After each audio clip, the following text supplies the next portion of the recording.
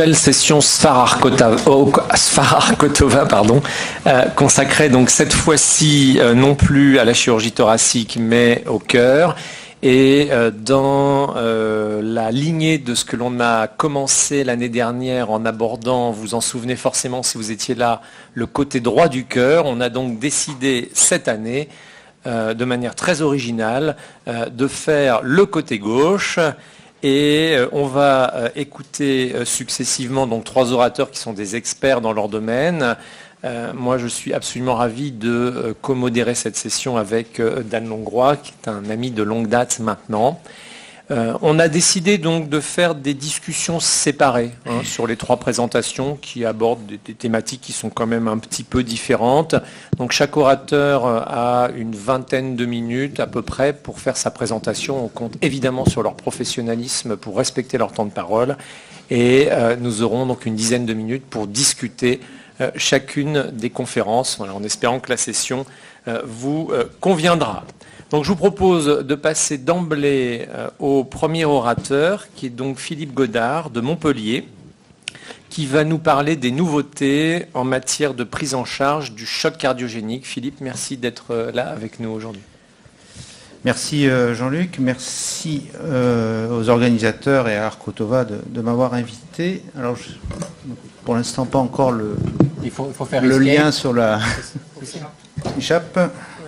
Ah, voilà. Oui, mais c'est pas la bonne session. C'est pas la bonne session.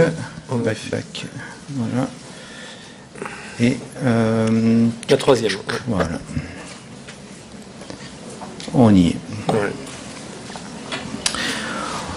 Voilà, donc quelles sont les nouveautés dans la prise en charge du choc cardiogénique?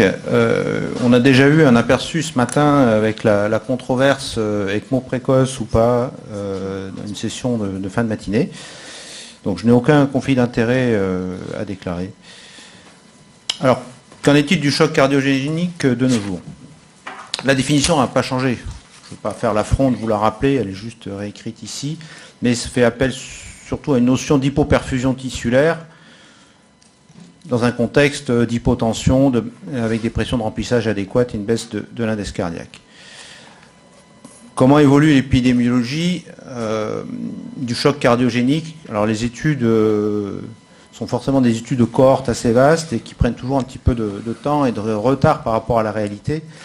Ce qui semble apparaître, c'est que dans les années récentes, on observe une baisse d'incidence du choc cardiogénique dans les syndromes coronariens aigus, eu égard aux recommandations de revascularisation précoce et d'application de cette revascularisation dans les faits, qui fait qu'on améliore un petit peu le pronostic de ces patients. Toujours est-il qu'on a toujours 5, 8, voire 10% des syndromes coronariens aigus ST+, qui vont développer un choc cardiogénique dans la phase initiale de leur prise en charge.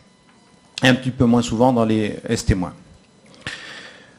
Par ailleurs, on observe aussi une large augmentation à la fois des ECMO et des centres implanteurs d'ECMO depuis une dizaine d'années. Et sur le registre ELSO, on voit très bien, qui regroupe un petit peu l'ensemble de l'activité mondiale déclarée dans ce domaine, depuis une dizaine d'années, une augmentation constante du nombre d'ECMO implantés et également du nombre de centres qui pratiquent l'ECMO. Donc on voit bien que c'est une évolution qui est récente, mais qui est très significative dans la façon de prendre en charge ces patients-là. Et on va essayer d'aborder ça de façon un petit peu structurée. Le pronostic du choc cardiogénique reste extrêmement sévère, en particulier dans le choc cardiogénique post-infarctus, qui est l'étiologie la plus grave en soi du choc cardiogénique, avec le plus mauvais pronostic. Là, ici, on a un exemple d'une série qu'on avait publiée sur l'Impella, donc des chocs cardiogéniques qui sont assistés sous Impella 5.0, et on distingue franchement une évolution très différente entre les étiologies ischémiques aiguës et les autres étiologies. C'est ce qu'on retrouve dans un peu toute la littérature. La mortalité a évolué fort heureusement. Quand on regarde les chiffres sur les séries un petit peu plus anciennes, c'est effrayant. On est autour des 90% de mortalité sur des grosses séries publiées en 2001. Même dans des chocs réfractaires, sous vasopresseur, ballon de contre-pulsion, inotropes, on avait des mortalités proches de 100%. Cette mortalité est décrite dans des séries qui prennent encore en compte les nouvelles recommandations de revascularisation percutanée, semble s'être améliorée un petit peu. Et actuellement, on estime, mais ça reste encore des estimations, puisqu'on a passé le recul sur la population, que cette mortalité, elle est plutôt autour de 50%. Mais là aussi, c'est assez hétérogène, et ça tout dépend de quelle gravité de choc cardiogénique est pris en compte dans ces études. Donc ça reste assez une pathologie qui est sur laquelle on a beaucoup de choses à faire pour améliorer le pronostic de nos patients. Alors ce qui est intéressant d'observer, c'est que chez ceux qui vont survivre à l'hôpital, à la phase initiale, mais ceux-là, ils vont avoir un très bon pronostic derrière. Il n'y a pas de surmortalité à long terme chez ces malades-là, et avec une bonne qualité de vie. Donc ça, c'est quand même intéressant, parce que si on se bat bien au début, on est gagnant sur toute la ligne. Alors, voilà, grosso modo, un petit peu, fonction des étiologies du choc cardiogénique, la répartition des pronostics. Comme je vous ai dit, la survie, elle est très faible au niveau de l'infarctus. Elle est meilleure dans le post-cardiotomie. Bien sûr, les malades, ils sont au bloc opératoire, ils sont sélectionnés déjà au départ, ce qui n'est pas toujours le cas avec l'infarctus. Et surtout, ils sont surveillés de près, avec une réactivité instantanée, quasi, pour la mise en place éventuelle d'une assistance circulatoire. Donc c'est vrai que de nos jours, le pronostic de ces malades-là a beaucoup progressé. On a encore du progrès à faire sur le reste. Ensuite, on peut, bon, bien sûr, hein, comme on vous l'a dit, le pronostic est très différent suivant le contexte, donc ça compte beaucoup dans l'approche qu'on va faire du choc cardiogénique. Et là où c'est gênant, c'est que beaucoup de littérature parle du choc cardiogénique au sens large et mélange un petit peu toutes les étiologies. Donc ça complique un petit peu l'analyse. Ce qu'il faut vraiment, c'est cibler un petit peu cette entité qui est le choc cardiogénique post-infarctus.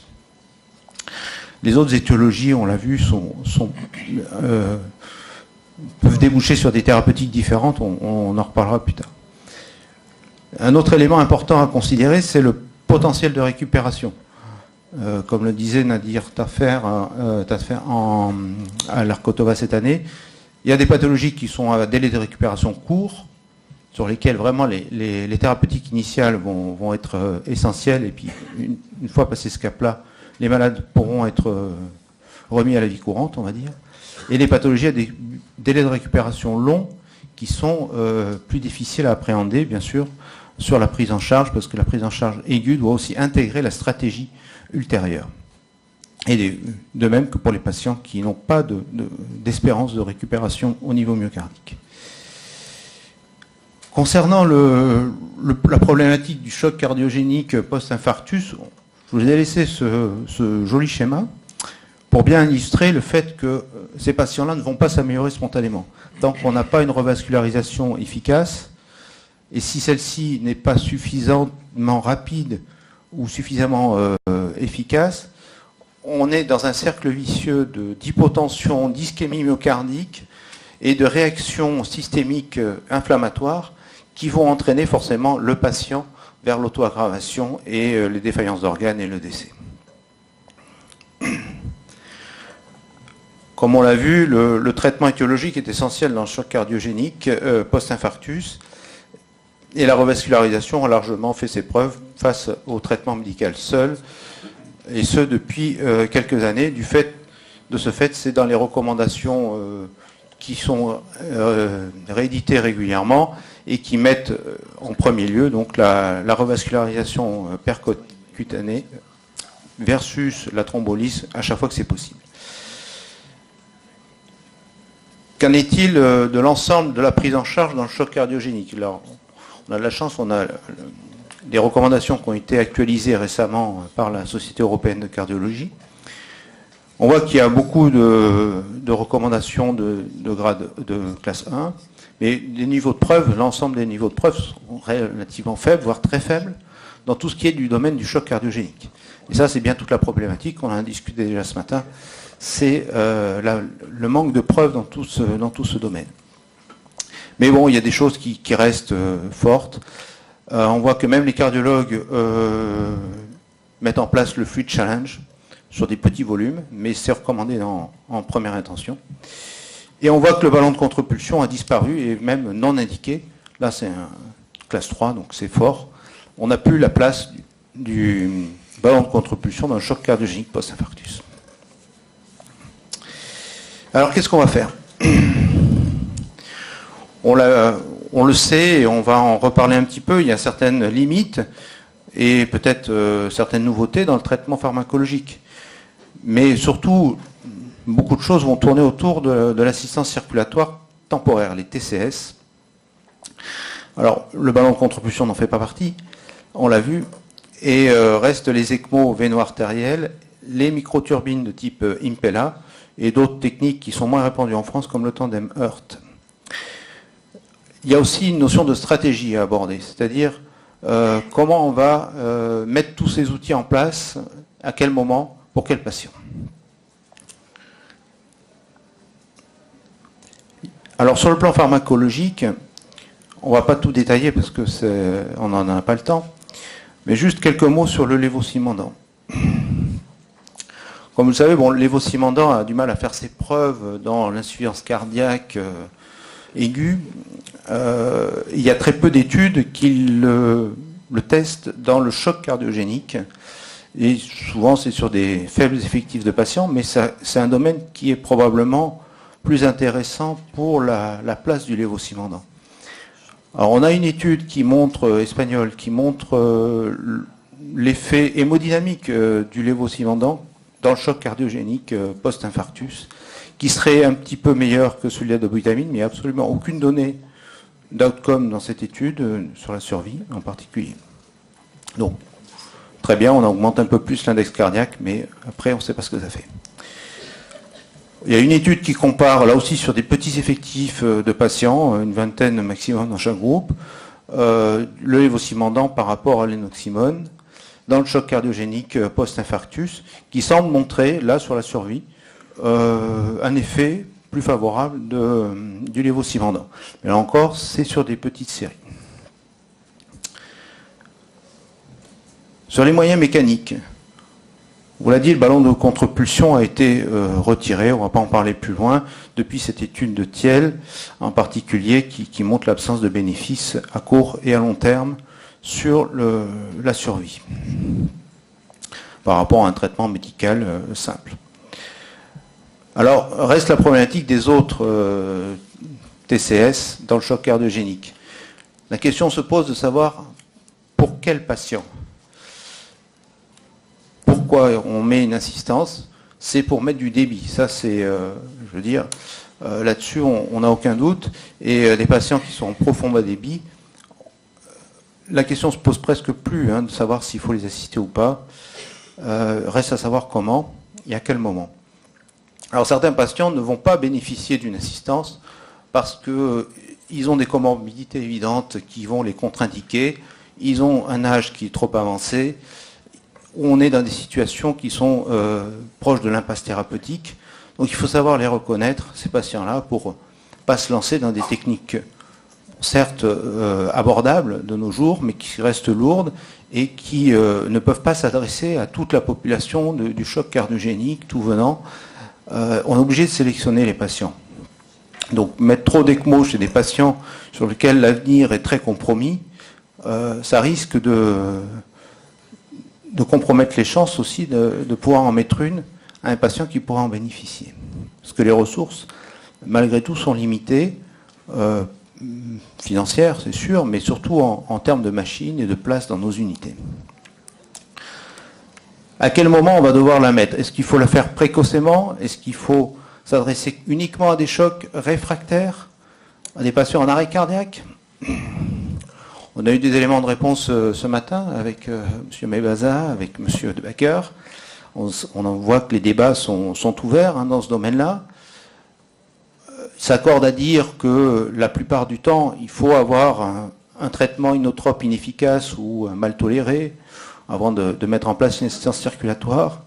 Mais est-ce qu'on ne peut pas être plus précoce parfois? Alors c'est très difficile de définir les patients. C'est là où est toute la difficulté, c'est de savoir qui peut en bénéficier et chez qui on risque de mettre une assistance qui sera probablement superflue. C'est extrêmement difficile. Donc là, on n'a pas les éléments de réponse encore là-dessus. Toujours est-il qu'en salle de cathétérisme, beaucoup de patients se décompensent. Il y a très peu de chocs d'infarctus qui arrivent en choc cardiogénique à l'hôpital. C'est pas la majorité. La majorité des chocs cardiogéniques se développent en salle ou dans les heures qui suivent. Donc ces patients-là, ils évoluent très vite mal, surtout en salle de cathétérisme. Quand on a du bas débit, la reperfusion myocardique marche mal, et en quelques minutes, on a une situation qui dérape, et il faut prendre des décisions très très rapides. Donc là, oui, on va mettre les inotropes, mais souvent, le temps que l'infirmière prépare la seringue, qu'on la branche sur le patient, qu'on trouve la veine, parce que voilà, il y a d'autres solutés à passer, que le produit arrive, le patient s'est déjà largement dégradé. Donc, des fois, on est amené à télescoper un petit peu les décisions. Parce que ce qu'on craint, c'est le patient qui va faire l'arrêt cardiaque et sur lesquels on va devoir mettre une ECMO sous massage cardiaque. Et là, les conditions de pronostic, de récupération sont beaucoup moins bons, il faut bien l'avouer. Quels bénéfices on attend de ces assistances circulatoires? C'est d'abord la protection des fonctions d'organes. Il est bien évident qu'on ne va pas attendre d'avoir un patient qui développe des défaillances d'organes avant de se décider. L'idéal, c'est d'être avant et de prévenir ces défaillances d'organes. Ce n'est pas toujours évident. Alors, un des éléments de décision qui est important, qui a été soulevé ce matin par Daniel Backer, et que je relaye volontiers, c'est l'ITV sous-aortique. Une simple échographie cardiaque, pas forcément très complexe. On a une mesure assez facile. On acquiert très vite la technique. Pour mesurer une ITV, ça permet vraiment de se décider vraiment si le patient ne répond pas au traitement. Si l'ITV reste très faible, inférieur à 10, il va falloir très vite se décider. Parce que là, les fonctions d'organes vont être très vite altérées et on n'a pas le temps d'avoir la réponse biologique avant de se décider. L'autre bénéfice attendu, c'est sur la récupération myocardique. On va assister à la circulation, on va diminuer les inotropes, on améliore le flux coronaire, on améliore la perfusion myocardique, éventuellement on diminue le travail myocardique, en particulier avec les techniques de décharge ventriculaire gauche, et potentiellement on peut améliorer le pronostic myocardique, ce qui n'est pas inintéressant. Et enfin, pour les autres, on va permettre d'avoir du temps pour décider de l'éligibilité éventuellement à un programme de longue durée d'assistance ou de transplantation cardiaque, tout en préservant les fonctions d'organes. Alors comment se décider avec les différents outils que l'on a à notre disposition ou qu'on pourrait avoir? On peut faire du percutané avec de l'assistance monoventriculaire gauche, avec de l'Impella. Pour cela, il faut qu'il y ait un ventricule droit qui soit encore préservé et qu'il y ait un degré d'oxygénation systémique qui soit satisfaisant. Si ce n'est pas le cas, si on n'a pas un bon VD, si on n'a pas une bonne oxygénation, on va passer directement à l'ECMO dans un premier temps. C'est assez global, c'est assez caricatural, mais globalement, on s'y retrouve assez souvent dans ce genre de schéma, qui est un peu simplificateur, bien sûr. Il arrive parfois qu'on soit amené à associer les assistances entre elles, une Impella avec une ECMO. On va voir de suite après dans quelles circonstances. Alors pourquoi on ferait... alors moi je parle de prise en charge multimodale. Multimodale dans le sens, on a les inotropes, mais il faut avoir aussi l'assistance précoce dans les situations effectivement difficiles, d'échec ou de menace vitale imminente. Alors quand j'appelle menace vitale imminente, c'est qu'à l'évidence, le patient est en train de se dégrader très très très vite et que là, bon, quelque part, nous, on court-circuite l'utilisation des inotropes ou alors, franchement, on ne leur laisse pas le temps d'agir, mais c'est que vraiment la situation est en train d'échapper et que, par expérience, les inotropes n'ont aucun effet dans ce genre de situation. En tout cas, sur la survie du patient. Dans quelles circonstances on va être amené à combiner des assistances circulatoires entre elles? C'est des approches qui sont un petit peu plus nouvelles, mais qui font appel à des centres qui en ont l'expertise et qui permettent de gérer en gros les complications, les limites de chacune des différentes assistances qu'on a à nos dispositions, que ce soit l'ECMO ou l'Impella. Aucune n'est parfaite et bien sûr il y a des problèmes qui peuvent être compensés par l'autre type d'assistance. Sous ECMO, on peut avoir une surcharge ventriculaire gauche et une grosse stase intraventriculaire avec de l'œdème pulmonaire et des risques de thrombose intraventriculaire. Et donc, l'ECMO va pouvoir permettre d'assurer cette décharge ventriculaire gauche qui est utile pour la récupération. Sous ECMO, on n'a pas d'assistance droite, on n'a pas d'oxygénation extracorporelle.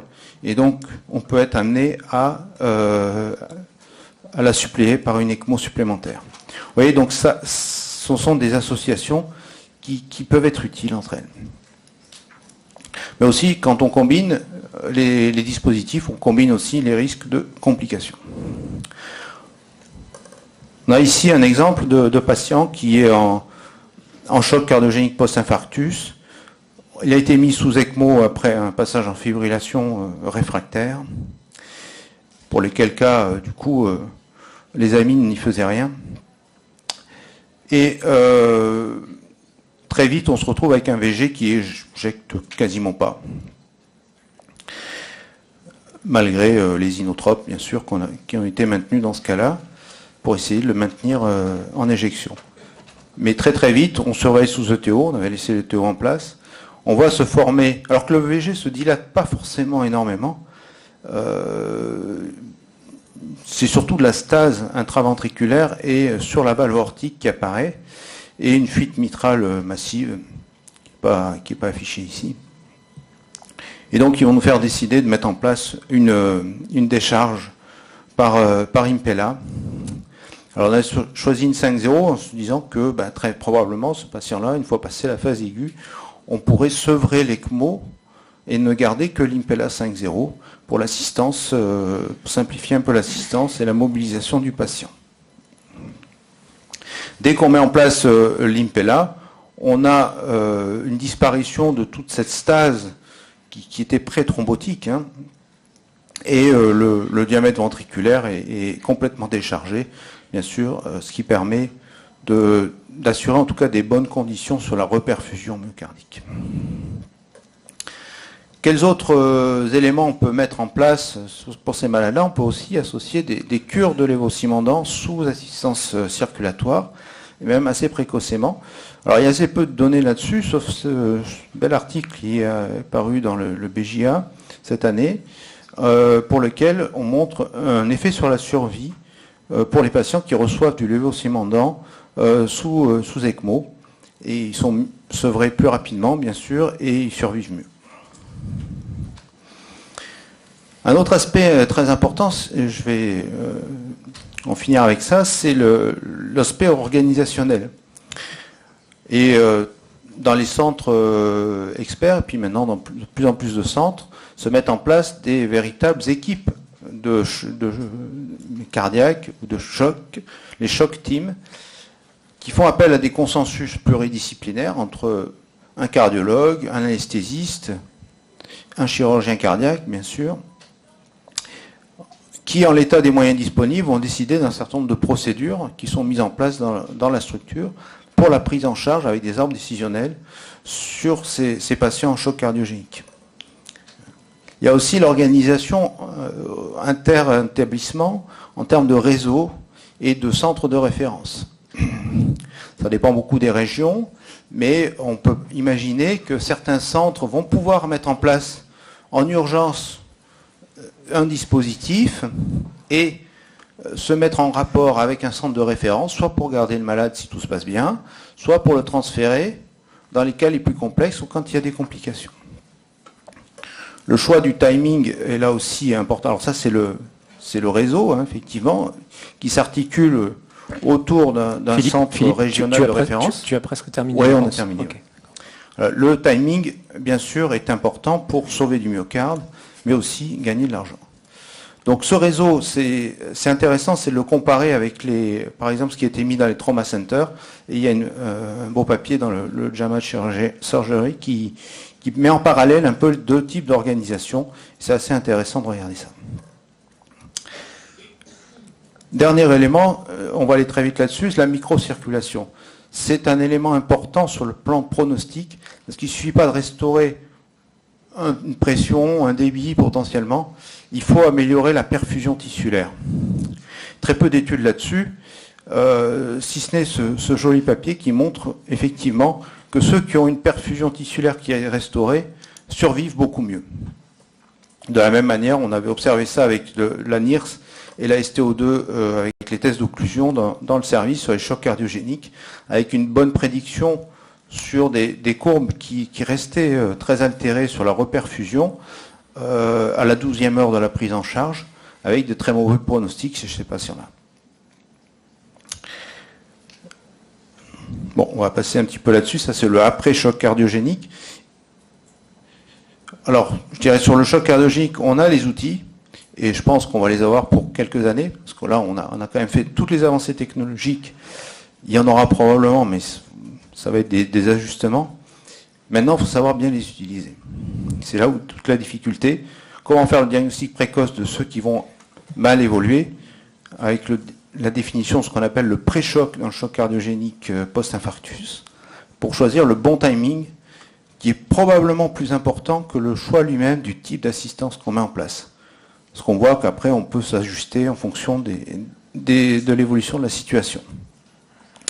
Voilà, donc ce qui est important, c'est toutes ces chaînes de décision, les algorithmes qu'on met en place, et l'articulation autour d'une équipe qui permet d'associer le cardiologue, le chirurgien, l'anesthésiste, les perfusionnistes et les infirmières spécialisées de réanimation qui mettent toutes leurs connaissances pour prendre en charge au mieux ces patients-là.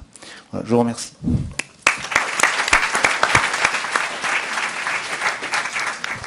Merci Philippe. Donc, il y aurait beaucoup de choses à discuter, mais on a peu de temps. On va prendre le temps peut-être d'une ou deux questions quand même. Si vous avez une question à poser, merci de vous déplacer jusqu'au micro.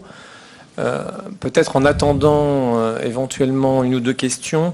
Moi, j'en ai une pour toi. Tu sembles considérer qu'il n'y a plus de place pour la contre-pulsion dans le choc cardiogénique, en particulier post-infarctus, mais pas que.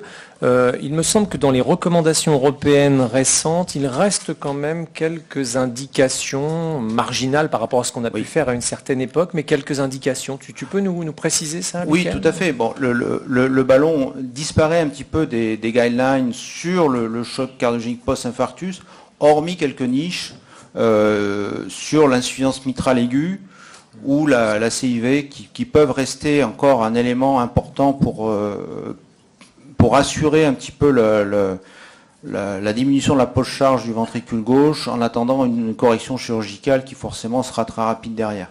Donc ça reste quand même quelques niches, mais c'est pas la majorité des patients. En tout cas, sur un patient qui n'a pas une complication valvulaire ou de rupture septale, il y a très peu d'indications qui restent vraiment solides sur le ballon de contre-pulsion. Ouais. Et de la même façon, puisqu'on est dans les recommandations, certes, on est quelques équipes universitaires à travailler sur l'évaluation de la microcirculation par le biais de différentes techniques. Tu as cité la NIRS, il y en a d'autres. Néanmoins, en termes de recommandations, quelle que soit dans la nature du choc, sans préjuger de ça, l'évaluation de la microcirculation reste du domaine de la recherche clinique, et je fais référence aux recommandations de l'ESIGM, et n'est pas encore aujourd'hui de l'ordre de la routine et de la pratique clinique quotidienne. Tu es d'accord avec ça ? Je suis d'accord avec ça, si ce n'est qu'il faut quand même avoir en tête que dans les différents types de chocs, ce n'est pas spécifique au choc cardiogénique, on sait que on n'améliore pas forcément la microcirculation en restaurant des objectifs de macrocirculation et que du coup ces patients-là ils gardent un mauvais pronostic. Et que donc même si on n'a pas les outils en clinique au quotidien pour utiliser ça, il faut quand même avoir en tête que ce qui compte au final, c'est la perfusion tissulaire, c'est ce qui va dans les capillaires qui vont permettre d'améliorer le pronostic des patients. Est-ce que des questions dans la salle ou des commentaires? Vous avez utilisé un terme qui s'appelle, qui est justifié, échec des inotropes. Comment est-ce que vous l'avez structuré est-ce que vous avez un algorithme qui vous dit nous sommes en échec d'inotropes? Donc c'est pas dans le cas clinique caricatural que vous avez montré où le ventricule gauche ne bouge pas, mais vous êtes sur ce que vous avez appelé pré-choc cardiogénique. Et donc le principe, lorsqu'on met un inotrope, c'est qu'on a une réserve de contractilité à mobiliser. Et donc comment est-ce que vous, dans votre pratique, vous définissez en disant ce patient est un échec de traitement inotrope, donc il faut passer à soit d'autres inotropes, soit un vasodilatateur éventuellement, soit autre chose? Alors le premier élément d'abord c'est la mauvaise tolérance des inotropes. Un patient on va pouvoir maintenir sous inotrope parce qu'il fait de l'arythmie, parce que il est extrêmement tachycarde. D'ailleurs c'est un des critères un patient qui va monter à 130, 140 de fréquence cardiaque sous inotrope. Comme on l'a dit ce matin, c'est probablement pas une bonne chose à maintenir. L'absence d'augmentation de l'ITV sous-aortique sous inotrope est un élément qu'on peut avoir très rapidement sous la main. Après, il y a les données biologiques, mais les données biologiques, le reproche qu'on peut leur faire, c'est que hormis quelques unités qui ont du lactate point of care et vraiment instantané, c'est difficile de prendre des décisions là-dessus sur l'absence d'amélioration du lactate dans ce genre de situation. On n'a pas assez de temps pour avoir ce recul-là le plus souvent. Donc moi j'aime bien l'idée de l'ITV aortique qui si elle évolue pas très rapidement sous inotrope, si ça s'améliore pas, il va falloir passer à autre chose. Maintenant, quel est le niveau de dose à partir duquel on va se dire que on n'est pas efficace? C'est très difficile à dire. Je suis tout à fait d'accord avec votre réponse. Je pense que ce qui est important pour les plus jeunes, là, parce que je suis agréablement surpris, Jean-Luc aussi, du fait que vous êtes très très jeunes tous, donc on est heureux. Sauf au premier rang, là, un peu moins. Au premier rang aussi, hein, de par l'enthousiasme. Le débit cardiaque peut être augmenté par le biais exclusif donc de la fréquence cardiaque. À court terme, on peut gagner en SVO2 qui s'améliore. On peut voir une baisse des lactates, sauf que à l'échelle de quelques jours, c'est pas bon. Donc je pense qu'on est d'accord. Un échec d'inotrope doit être défini par l'absence de réserve contractile mobilisable une fois qu'on a vérifié qu'il n'y a pas de précharge dépendance révélée par la mise sous inotrope, que ce soit l'ITV, que ce soit le volume d'éjection systolique calculé par une SWAN ou autre chose, mais certainement pas l'augmentation du débit cardiaque. Donc si le débit cardiaque est augmenté que par la fréquence cardiaque, c'est mieux que rien. Mais ça veut dire que vous n'avez pas forcément de réserve. D'accord? Donc je pense que ce message-là me paraissait important. Donc si ce n'est pas le cas, on vous remercie. Et puis on passe à la communication suivante. Et donc